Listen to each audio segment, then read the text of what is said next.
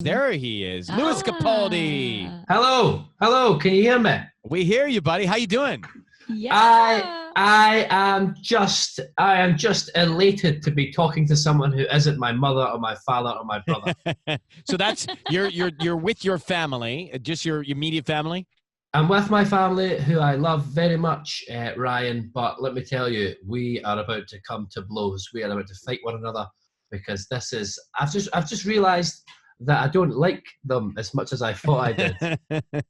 I think a lot of parents are having that same realization with their own kids. Yeah, it's been a tough one, but yeah, no, I'm back home. I'm in Scotland, and I'm home with my parents. Is that a home studio of yours? Because I see a lot of metal records on the wall. Oh, that's embarrassing, Ryan. I tried to cover them up. Of course you did. I didn't want to bring them in, but yeah, no, this is like my little. I've got like a hut, like a shed at the back of the garden. So you can go hide back there away from your immediate family. Yeah, I can batten down the hatches and just keep my mother and father out at all costs, which is what I do. But Louis, speaking of your mom, isn't she a nurse?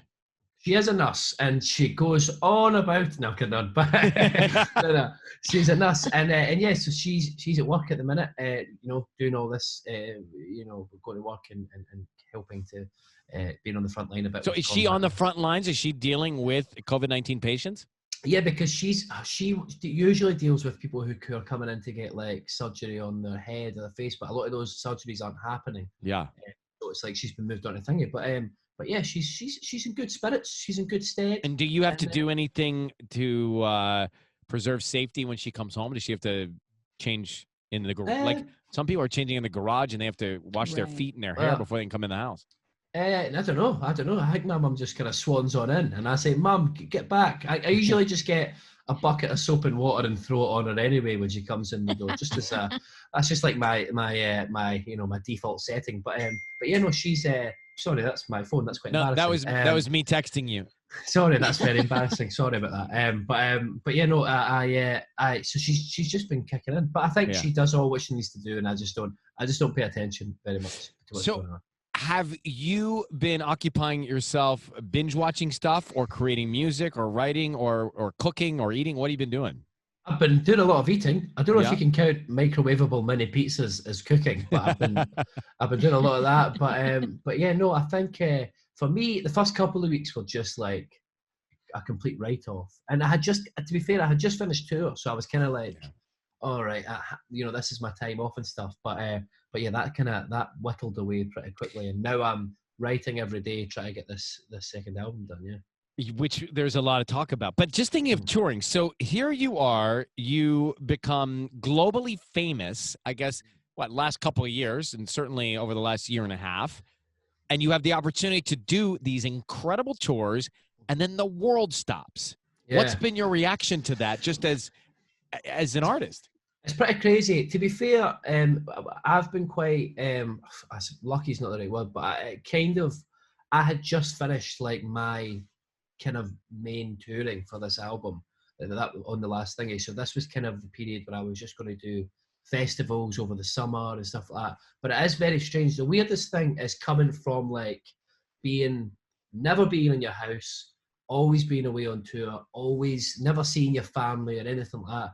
And then you come back and it's the complete opposite. Can't leave, can't. So it's like two extremes. But it's a shame. I'm really gutted about like festivals and stuff throughout the summer and that. It's obviously a shame, but it's the safest option. So it's just what it's going to have to be. And Louis Capaldi with us now. You mentioned that second album. Are you over-analyzing or is it flowing? How's it going?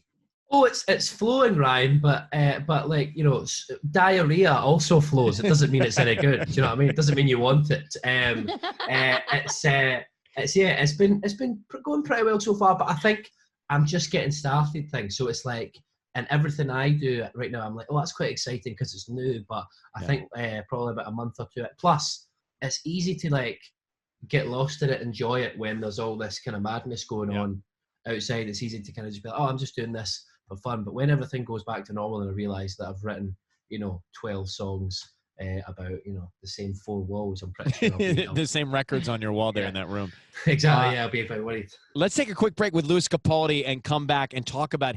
He will be with me actually on Friday for our iHeartRadio First Responder Friday that we're kicking off. We'll get to that next. Louis Capaldi's with us. There he is. That's the one that rocked the world. And let me tell you, this is really the stories, Louis, around the world, here in Los Angeles and other big cities in America, and especially New York City. The stories of the first responders are incredibly brave. There's so much courage, and there's also so much heartbreak in hearing all the things that they're having to face and go through. So personally, I just want to thank you for being a guest on what we're starting here, this First Responders Fridays. And we're going to kick it off. It is going to be a weekly live YouTube stream to celebrate and raise funds for the first responders and the frontline medical professionals. You must have been touched by the things that you're hearing too and the stories that you've seen as well. Absolutely. It's just one of those things where, like, obviously, I cannot fathom, like, doing something that incredible or be it. And do you know what I mean? Or actually being that selfless, do you know what I mean? And going out and actually putting yourself in danger to help people, do you know what I mean? So it's like, it's incredible to hear. And obviously, as you said, it's a shame a lot of the stuff as well can be quite heartbreaking, especially as of recent. But yeah, no, it was an incredible thing to be asked to be a part of. Louis, while I have you, and because believe it or not, like our weeks are there's a lot of broadcasting going on from certainly my home. I'm doing a television show, American Idol, a radio show, the American Top 40, and so I feel like we might as well use this moment to talk about what are we going to do on Friday. What's the plan? What am I going to do? I'd thought about perhaps starting with like a segment of like just a belly dancing class. I thought that would be quite nice. Just kind of ease people in. Then break the ice. And then some like virtual paintball, which is just me shooting myself in the face with a paintball gun over and over again. And then we're going to sing some songs. So I'm going to sing some music, which might not be. If people aren't going to, if anyone out there watches it and doesn't enjoy it, it's just good to remember that there are bigger things going on in the world. So suck it up and just right? There's the promo campaign right there. If you don't enjoy it, suck it up. It's for a good cause. Yes, exactly. Yeah, hey, 100%. Bro. Well, good to see you. Glad you're healthy, and I will see you tomorrow for this First Responders Friday. Okay.